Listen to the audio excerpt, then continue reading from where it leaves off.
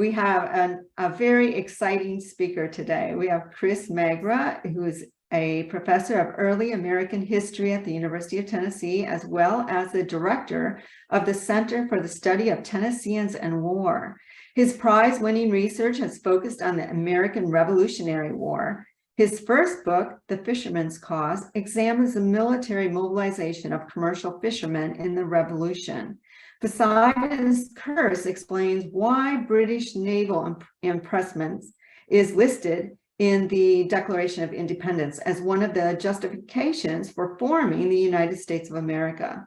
Dr. Magra has written articles for several academic journals, including the International Review of Social History and the New England Quarterly. He has been a research fellow at the David Library of the American Revolution, the Massachusetts Historical Society, the Peabody Essex Museum, and the University of Tennessee's Humanities Center. He has presented research papers at academic forums in Canada, the Netherlands, and throughout the United States, including the American Historical Association's annual meeting and the Alejandro Institute of Early American History's annual conference. And with that, I give you Dr. Magra. Thank you very much. I'm grateful to Deb and Alyssa for the privilege of talking to you all this morning, or this afternoon, I suppose. And thank you all for being here, virtually, as it were. I want to apologize if my voice is a little hoarse. I was in Farragut High School this morning for 3 hours talking to a Tennessee history class about World War I. So I've got my water here. You might see me drink some water during our talk. Don't be scared, it's just water. And encourage you all to eat lunch while we're talking about chocolate.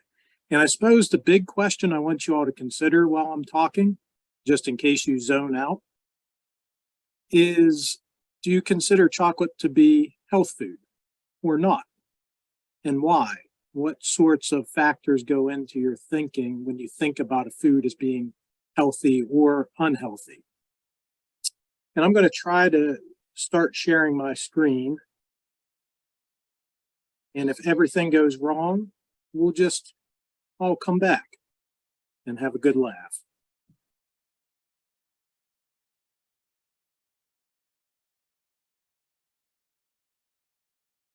So it's up on my end, and I hope it's up on your end too. It looks great. Okay, awesome. We're off and rolling. My talk is going to explore the historic relationship between unfree food systems and public health concerns. I'm personally grateful for the One Health initiative. I very much appreciate the recognition that humans, animals, plants, and the environment are inextricably linked, with the health of one affecting the health of all. I'm here today to make this point with chocolate. Unfree food systems do more harm than good. They are unbalanced, one-sided systems that unnecessarily privilege consumers over producers. In the case of chocolate production in world history, the over-reliance on unfree labor defined the industry for over 400 years, and it still remains a problem in our world today. The multiple forms of unfree labor that chocolate producers organized over the centuries have caused people to be held captive against their will, and these practices have contributed to human trafficking. Indigenous chocolate production was forcibly converted to market-oriented supply chains. There was a forced migration of enslaved laborers to work on cacao plantations. Child labor has been a constant present in chocolate production from the very beginning of European interventions. And I argue that all of these human costs need to be weighed and measured against the benefits to consumers in any food system. Unfree food systems have been and remain a public health concern for everyone. I'm also grateful that the One Health initiative at UT is an interdisciplinary program. There are lots of problems in this world. The humanities is important, I believe, because they help us address these world problems. I think that's one reason students enter humanities programs at colleges and universities around the world. You can see on the screen that one study concluded as many as 90% of humanities grads believe they are making the world a better place. And if that's not why we're here, I don't know what is, right? If you're having a midlife crisis and thinking to yourself, why am I here? Try to make the world a better place. Critical thinking is one skill the humanities provides that can help us resolve problems facing us in our world right now. Did you all know that slavery is still a problem in our modern world? Some of my students are shocked about this. In their minds, they think of slavery as an ancient institution. And of course, that for them means 100 years ago. How many of you knew that a lot of the foods we eat in the United States come to our grocery stores through slave labor? Check out this infographic. You might want to take a quick pic with your smartphones out there. Hopefully none of you are still drinking Colombian coffee and you aren't eating chocolate sourced from Nigerian cocoa beans. If you don't have your smartphone handy, don't worry. You can find all this information in the United States Department of Labor's website. Our own government put this information together. I think it's wonderful that they do this. The Department of Labor investigates this each and every year. Where does our food come from? Who's producing it? And what are the working conditions? And they record all this data. They record all this data because of a specific law. It's called the Frederick Douglass Law. And I love that they call it the Frederick Douglass Law. It's just a shame that our government doesn't advertise all this data even more than they already do.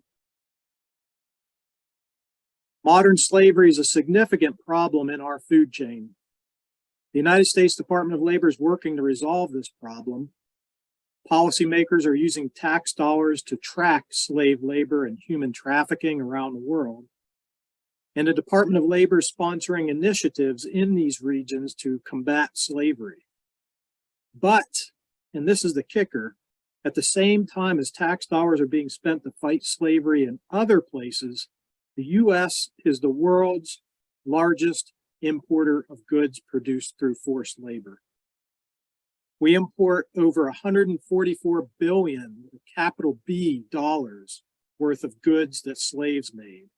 And this includes food items. This is a problem worth solving. It's a problem worth us all thinking about, talking about, and wrestling with. How do we solve it? What steps might we take?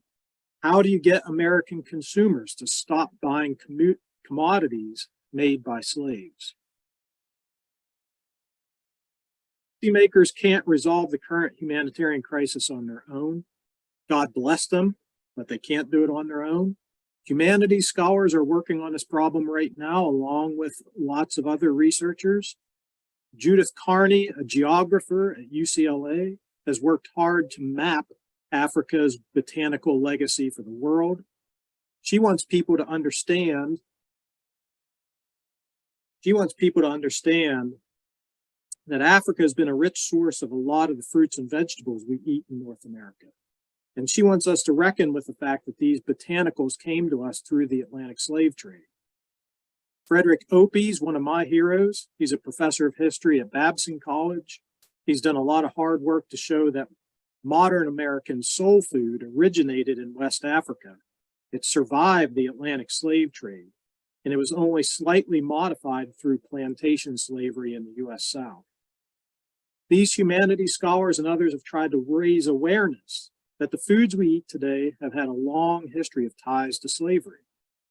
They've tried to explain where the foods we eat come from and how they got here. The hope is that increased awareness will reform consumer behavior. And I have to rest and die on that hill. I hope that is the case.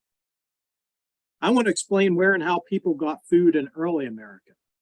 I want to help people see that slave labor facilitated the creation of an early American food system. There have been slaves in our food chain from the very beginning in our country. Historians who study food production in early America have been slow to do this. They've been slow to reckon with unfree foods, the foods produced directly or indirectly through convicted, indentured, or enslaved labor. Most of this scholarship is focused on free foods, the foods produced on small family farms with free labor. In part, scholars focus on free foods because there were a lot of small family farms in North America during the 17th and 18th centuries. Richard Bushman recently estimates that 3/4 of the United States population in 1790 made their living from farms. But that's only part of the explanation for the shortage of scholarship on unfree food production in early America. We only have rough estimates for the number of small family farms. We don't have official census records and hard data on the number of farmers. We don't actually know that 75% of Americans were farmers. Historians speculate a bit here. And stressing the dominance of free foods reinforces nationalist and white nationalist ideals, intentionally or not, consciously or unconsciously. The emphasis on free foods especially underpins the idea that European settlers made America great on their own. We celebrate this myth as a nation each and every Thanksgiving. The truth is that not all food was produced on small family farms with free labor. A few scholars have closely studied the production of unfree foods in early America. Food historians primarily concern themselves with studying recipes, cookbooks, cooks, and the art of cooking to better understand foodways. Their important work embeds American eating in African cultural traditions. And this linkage does point in the direction of early American food chains that were nurtured and sustained through slave labor. But food historians, by and large, don't focus on slave labor and food production. Historians of slavery who write about early American food production have focused almost exclusively on these two items, sugar and rice. They make the case that African botanical knowledge and enslaved African labor made rice cultivation possible in South Carolina. European consumer demand for sweet things spurred sugar cultivation and refinement on both sides of the Atlantic Ocean. Europeans greatly augmented the slave trade in Africa, created the Atlantic slave trade in large part to facilitate sugar production. But these were not the only unfree foods that were produced. In North America, there were food manufacturers such as rum distillers, sugar refiners, and chocolate manufacturers who sourced raw materials from tropical plantations. There were farmers who relied on indentured servants for busy harvest seasons and throughout the year. Convict laborers worked on farms and plantations. And there were farmers and manufacturers who directly used slave labor to make food. The story of early American unfree food is largely unwritten, and the absence of this history contributes to a lack of awareness about where our food comes from today. Take a minute and read this slide, please. Just take a quick minute out of whatever you're doing right now and read over this.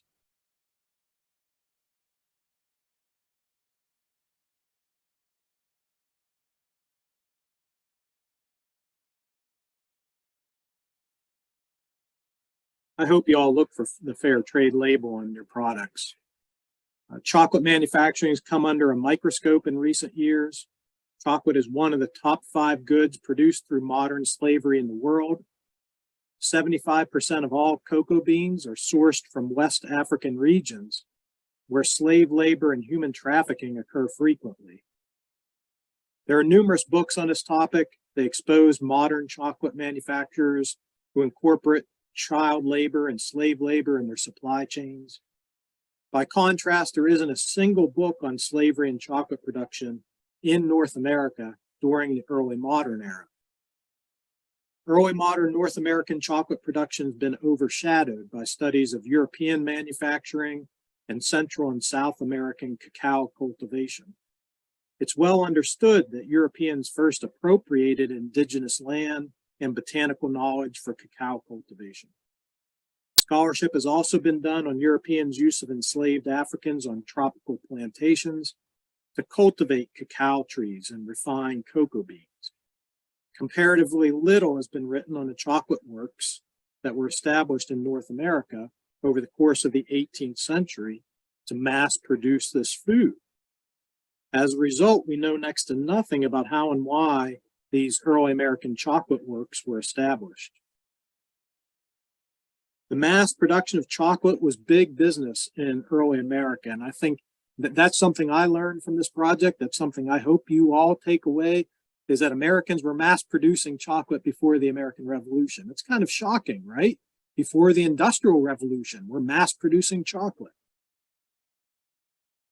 While chocolate was made in small batches in people's homes and retailers vended slightly larger quantities, there were wholesalers and exporters who depended on bulk amounts of chocolate. Over 100 chocolate works appear in 18th century newspaper advertisements in North America.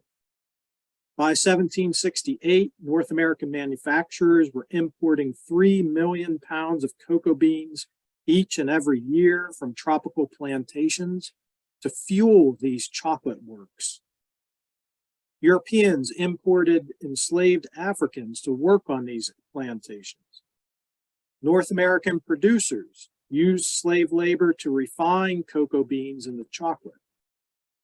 By 1768, North American chocolate manufacturers exported over 244 tons of chocolate to Africa, Caribbean islands, and Europe. Untold quantities were consumed at home. Studying this early modern mass production sheds new light on the food system European settlers established in early America.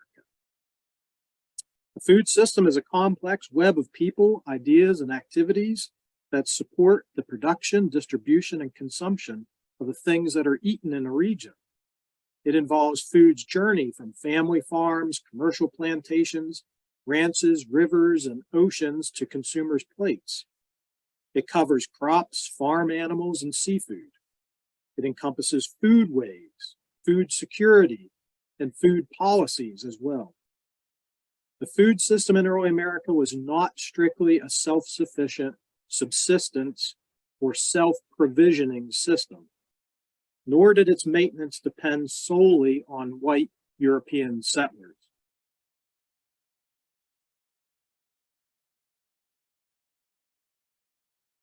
The central contention of the book project I'm working on is that there were carceral characteristics associated with the early American food system. The term carceral relates to modern detention centers, but it's rooted in racialized forms of exploitation that predate the Civil War. Jeff Forrett explains, quote, "Carceral power has taken many different forms over time, but they all maintain a tradition of putting Blacks and other people of color to work for someone else's benefit," end quote. In carceral systems, punishments and control mechanisms are created to dominate human beings, both for crimes and for the purpose of extracting profit from their labor. Examining the mass production of chocolate helps us to see the carceral dimensions of the early American food system. White European settlers confined enslaved Africans on tropical plantations and forced them to cultivate cacao trees and refine cocoa beans for profits. European settlers also built chocolate works and sourced cocoa beans from tropical plantations. Settlers then confined enslaved Africans in North American chocolate works and forced them to mass produce chocolate. Settlers used confinement and exploitation to refine large quantities of chocolate in early America for profits. These colonial carceral patterns then became baked into modern chocolate food production. Is going to use a narrative approach to explain how the mass incarceration of enslaved Africans in the Western Hemisphere made possible the mass production of chocolate in North America.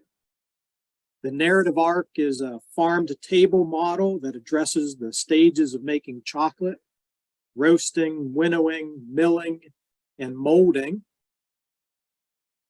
The first section, roasting, begins with England's fiery conquest of Jamaica in 1655.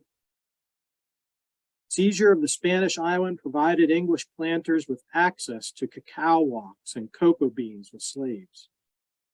English bioprospectors, such as Henry Stubb, William Hughes, and Hans Sloane, traveled to Jamaica during the 1660s, where they could observe enslaved Africans in captivity. That's why they went to Jamaica, to observe enslaved Africans in captivity.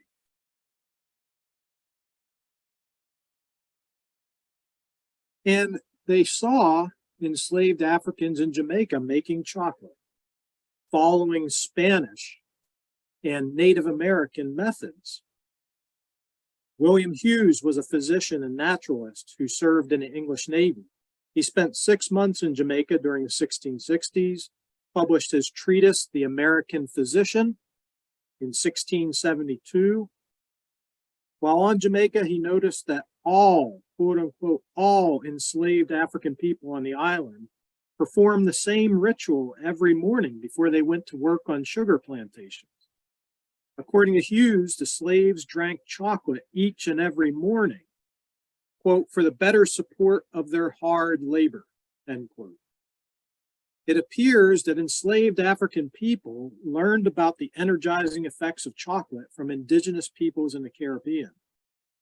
Hughes learned about these effects from reading Spanish treatises, which he cited, and through his daily firsthand observations of enslaved people in Jamaica. He studied enslaved people living and working in captivity to determine what they ate and why and how.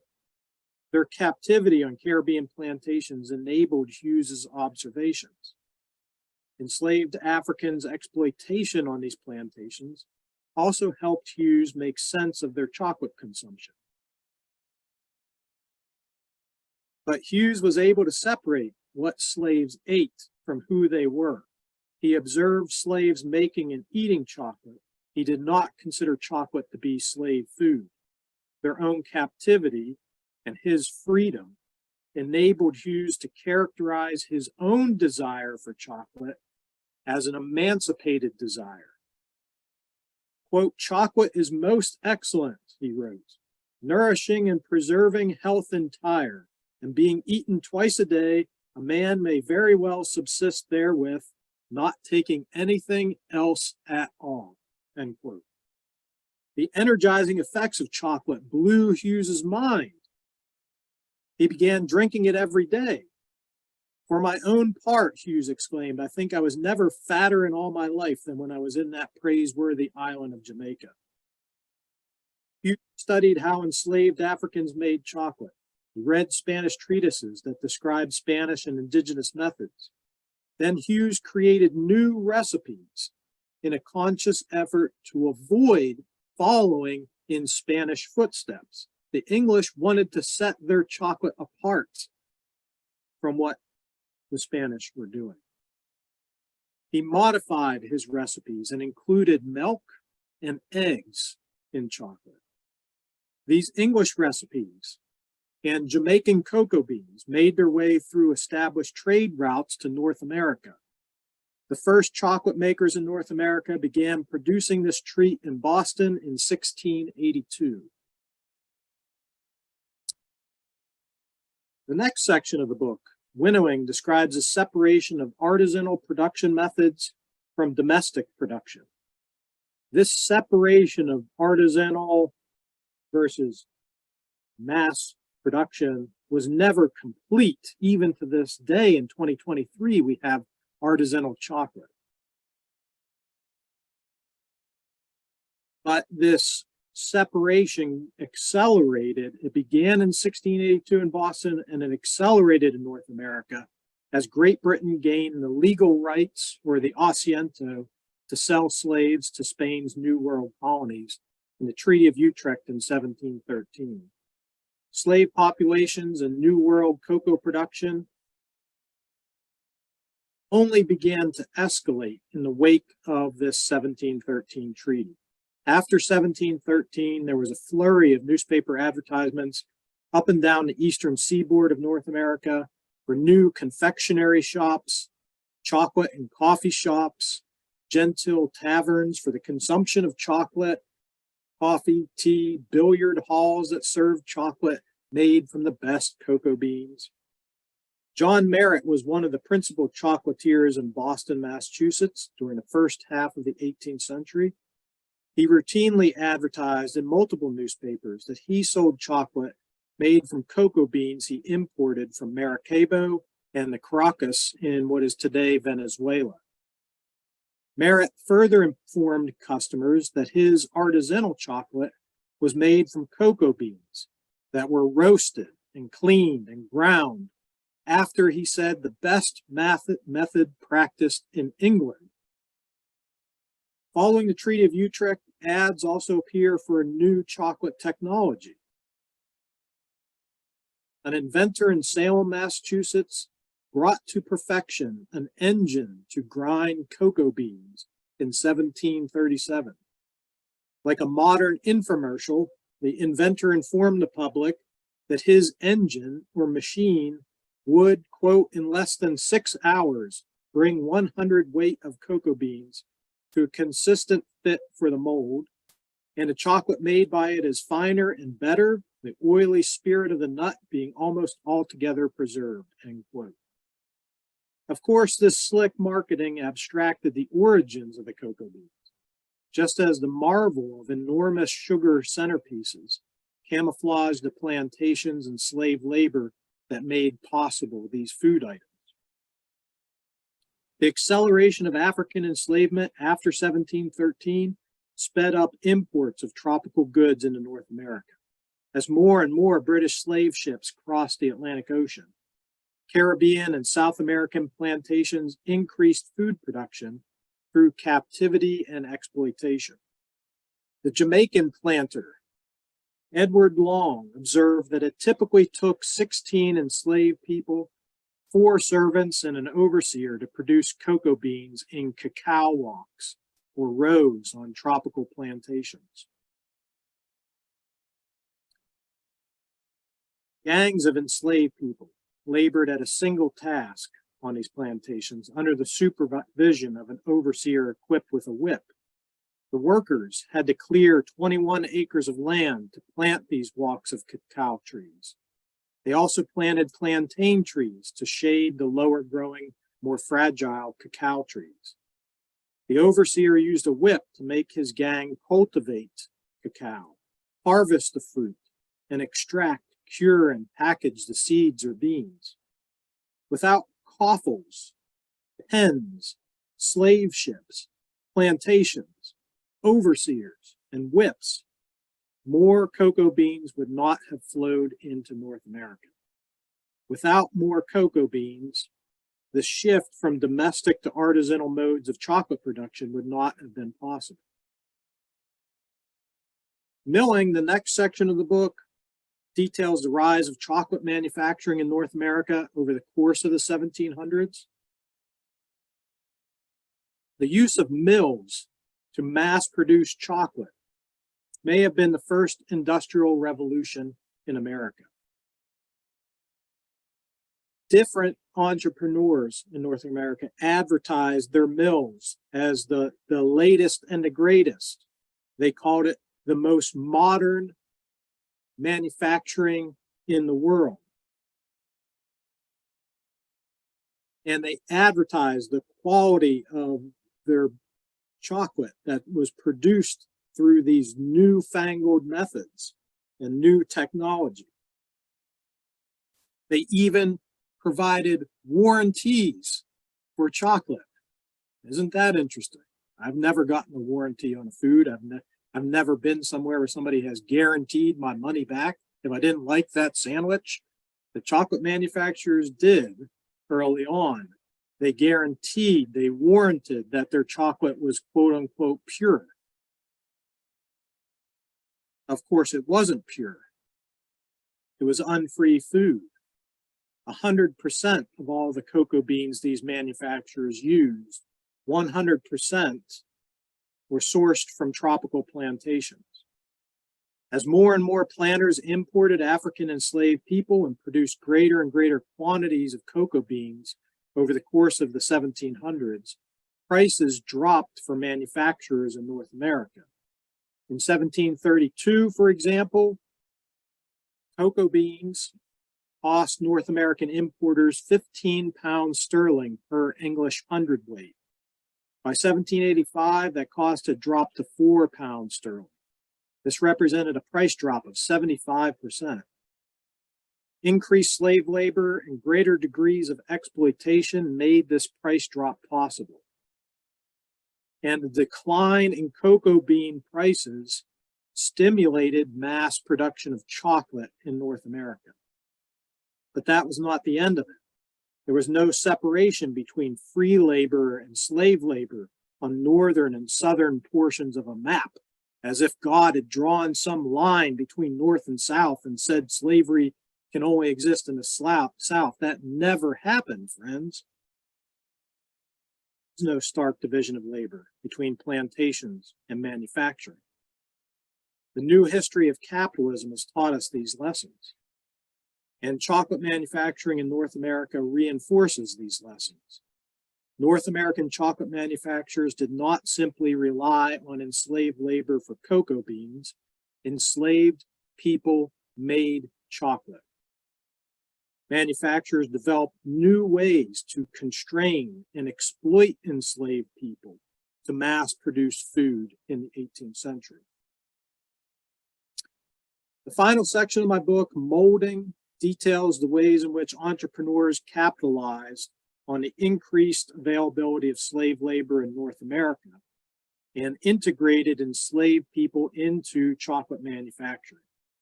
Manufacturers confined enslaved people and exploited them to increase profit margins. Manufacturers used enslaved people to cart goods to and from ships and warehouses, to deliver merchandise to customers, and to further grind cocoa beans in chocolate works. Prince Updike was one of the quote-unquote Negro chocolate grinders in Newport, Rhode Island. His labor made it possible for a Newport manufacturer to mass produce chocolate in the decades leading up to the American Revolution. Prince was an enslaved African American. His owner was a wealthy individual in Rhode Island who set himself up with 1,500 acres of farmland, 270 sheep, and 19 enslaved people, including Prince. And Prince was provided with training in chocolate making as a way to demonstrate this owner's wealth and status in Rhode Island. And he was also Prince was given some freedom to work for himself when he wasn't working for his wealthy owner. And this was done because capturing slaves who ran away was expensive. And the belief was, if we allow enslaved people to work for themselves in off hours, this will make them less willing to run away. First, Prince couldn't get any job. He was an African-American man in Rhode Island, a colony that legalized slavery. Rhode Island also had laws that restricted enslaved people's movements and activities. These laws were expressly for people of African and Native American ancestry. They did not apply to white indentured servants, for example, in Rhode Island. Slavery and race were thereby bound together. There were curfews for enslaved people and travel restrictions. Some laws defined slave insurrection, while others spelled out what it meant to defame a white person. The laws dehumanized as well as racialized enslaved people. They made it possible for masters to buy and sell slaves along the same lines as buying farm animals. The laws enabled masters to inventory their estates and incorporate slaves in the same category as cows. They also made it possible to buy and sell slaves, to own the children of female slaves, and to leave slaves to family members in wills. Together, all these legal restrictions bound slave lives and fostered racist attitudes that further marginalized enslaved people from mainstream society in early America. Prince had a certain set of skills, and there was an employer in Newport, Rhode Island, who was offering wages to enslaved chocolate makers. This particular owner in Newport, Rhode Island, was also engaged in the Atlantic slave trade. He had personally been responsible for relocating over 1,100 enslaved Africans to New World plantations. Then in 1766, he decided he wanted to make money mass producing chocolate. He didn't want to have to pay large sums of money to hire white skilled artisans, so he offered wages specifically to attract quote unquote Negro chocolate grinders. To keep his skilled chocolate grinders working for him for low wages and to keep his profit margins fat, this Newporter designed a novel system of debt peonage. He ground imported cocoa beans into bits in his mill. He then paid wages directly to other masters enslaved people for the skilled, physically demanding, monotonous work of making chocolate. Each bonded worker used a metal rolling pin and a heated stone to convert the bits or nibs into a thick chocolate paste for molding. The enslaved chocolate grinders then brought the molded bars of chocolate to Lopez's general store. And there, the owner retailed the chocolate for 40 shillings per pound. But he paid the chocolate grinders 5 shillings for every pound of chocolate that they ground. And he resented even those paltry wages. He created labor contracts with stiff financial penalties for underproduction and missed work. He invented fees the enslaved grinders had to pay. And he encouraged his grinders to buy goods from his store on credit with their future earnings as collateral. The result, according to ledgers, was that the grinders got into debt and remained in the pocket of these chocolate manufacturers. Prince ground chocolate nearly every day for 8 years. He produced thousands of pounds of chocolate, and he made the chocolate manufacturer a lot of money.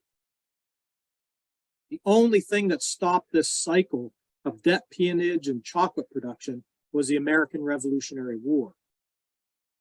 And Prince was not alone. Newport, Rhode Island was not alone. There are dozens of newspaper advertisements for chocolate manufacture and dozens of newspaper advertisements for runaway slaves, attesting to the fact that chocolate manufacturers directly and indirectly relied on enslaved people. Chocolate was an unfree food in early America. It was mass produced through the exploitation of a captive workforce. This is it, friends. This is the 4-part story I want to tell in my new book. I hope this narrative approach engages a cross-section of academic and non-academic readers. I want this project to make a difference in our world. I hope it raises people's awareness of the long-standing relationship between slavery and food production. I see this as an act of historical activism. But I also mean for this narrative to make an intervention in academic scholarship. The early American food system was not strictly a self-sufficient subsistence or self-provisioning system, nor did its maintenance depend solely on white European settlers. The early American food system involved degrees of freedom and slavery. Studying the mass production of chocolate reveals the carceral dimensions of early American food system. White planters and manufacturers profited from enslaved African labor. European settlers confined and exploited Black bodies to make food. This was the way chocolate was manufactured in America. And these were the lessons that were passed down the subsequent generations of American chocolate manufacturers. We shouldn't be surprised that chocolate is one of the top 5 goods produced through slave labor in the world today. We should stop deluding ourselves that white American farmers have always fed us and continue to feed us today. Thank you for your time, and I'll entertain any questions that you might have.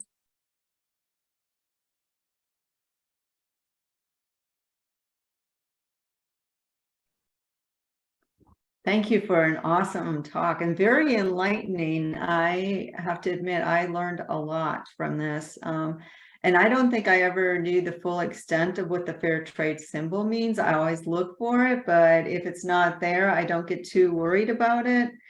And I know everybody can unmute themselves or put the question in the chat. I would love to start out with the question. If you're buying a bag of Hershey's Kisses or Reese's Pieces or whatever, I guess those don't have chocolate in, but something, and it doesn't have that fair trade, how do we find out whether or not it really is, safe? Yeah. There are plenty of websites with that information, including our own United States government, the Department of Labor.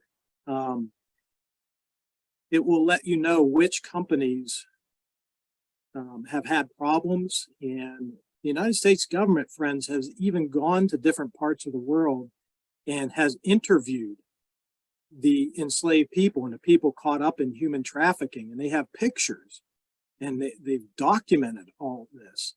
Gone to enormous taxpayer expense to get after this information.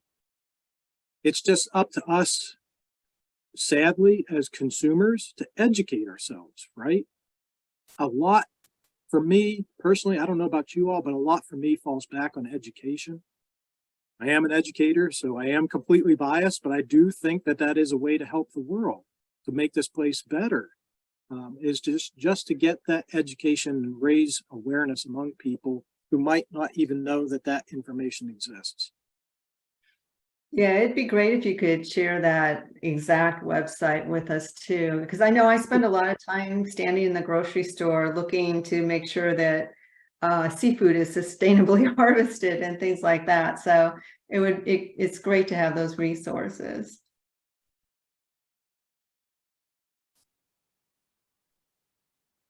So I have a question regarding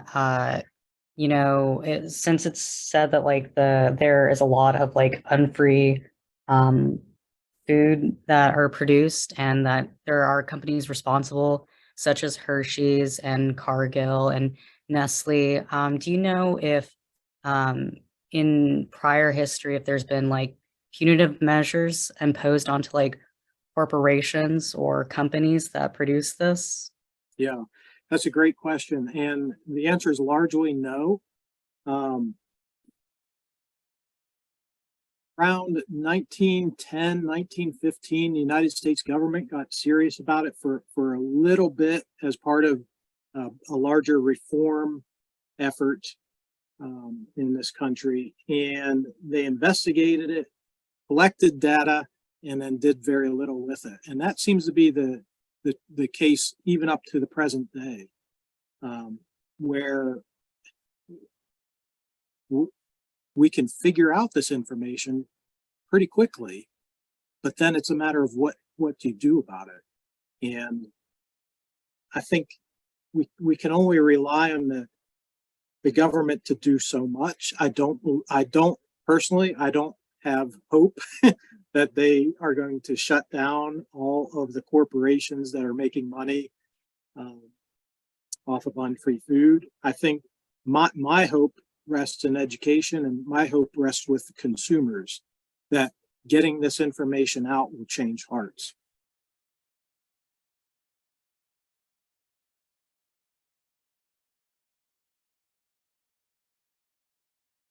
If I could ask like another question, how is this like linked with like the food labeling and like creation of like the FDA? Yeah, I don't know specifically how chocolate's linked to the FDA. That would be an interesting story, though. And if you find anything out on that, please shoot me an email. But it has played a role along with coffee, especially coffee is really kind of the catalyst in a lot of ways for the fair trade labels on foods. But as more and more people become aware of this link and this history of chocolate production and enslaved labor, it's played an increasing role.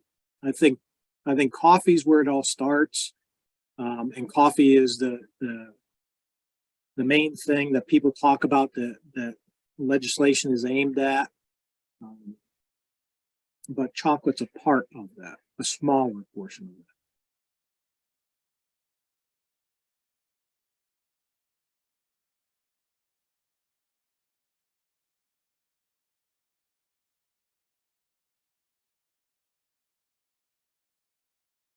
So I don't know if you noticed, there's a comment from Jenny Moore that the recent USDA Agriculture Outlook Forum, there was a special panel speaker from the coalition of Omakali farm workers who spoke about what she called a modern day slavery on US farms. And she put some links in there. Oh, thank you. That's very helpful. Yeah, it's sad that it's shocking that there's still slavery and human trafficking in our world. A lot of education needs to be done around that issue, right? It's not this ancient practice that our forefathers engaged in, and we're all somehow better people today than yesterday, more advanced, more civilized, whatever words you want to throw out there. History just keeps repeating itself until we learn lessons from the past. And if we don't learn those lessons, we just do the same dumb stuff over and over again. I love that you're going into schools too, because I was telling my 10-year-old about this talk and he's like, what? Slavery? That doesn't exist yet. And I said, yes, it does. And he said, well, why don't we just go in and stop it? So it's great that you're going into schools. There is a question, does the WTO have influence with this issue? Limited. Again, I would be shocked if any government agency in the world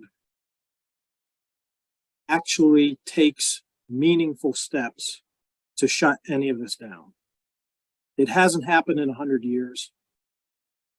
It hasn't happened in over 400 years of European intervention in what started as a small-scale indigenous practice. I don't personally have hope that that's going to change. What I've seen with the WTO and with the United States government and other government agencies is information gathering, which is great, right? I mean, it's wonderful that you can go on the Department of Labor's website and you can see actual slaves, get their stories. But what's done with that, right? I mean, it can't end with information gathering. Yeah, that can't be the end of this, and we just leave it hanging, and then people forget the information or they forget even where to access it. It's not advertised a lot. I don't think a lot of people even know the Department of Labor does this. They give an annual report each and every year. There's a very big meeting about this since that Frederick Douglass Act. I think additional steps are necessary. Again, this is my own personal opinion here. The government's not going to solve this problem. It is a problem in our world. I think consumers' hearts and minds and education will bring about some change, and hopefully it's a seismic change. Hopefully we abolish slavery in our food chains. There's an emancipation movement there, I think, just waiting to happen, and hopefully it does.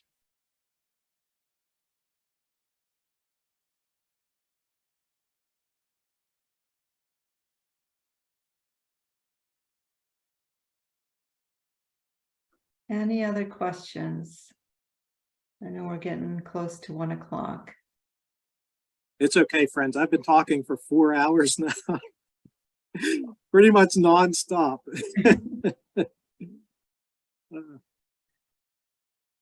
Well, thank you very much for this very enlightening discussion. This was wonderful. Thank you all. I appreciate the opportunity.